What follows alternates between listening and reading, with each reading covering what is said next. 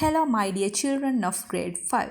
Today we will be learning the words related to transport. අද අපි ඉගෙන ගන්න යන්නේ දුවේ පුතේ transport. එහෙමත් නැත්නම් ප්‍රවාහනය සඳහා සම්බන්ධ වචනය. කියන්නේ අපි ප්‍රවාහනය කියන්නේ මොකක්ද? අපි ගමන් බිමන් යන භාවිතා කරන වාහන තියෙනවනේ.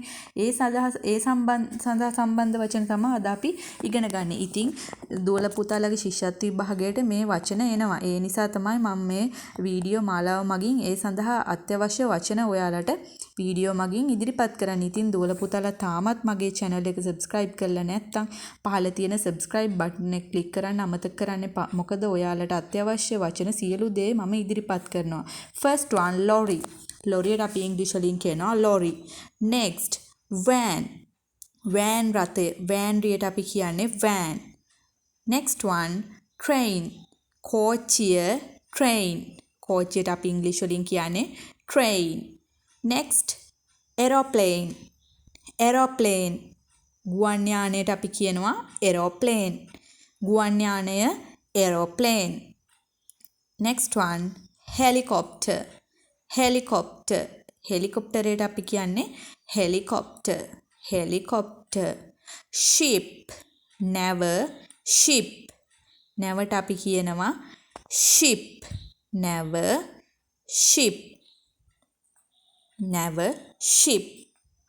Next one boat. boat. boat ට අපි කියනවා boat. boat. bus. bus රථය bus. bus. bus රථයට අපි කියනවා bus.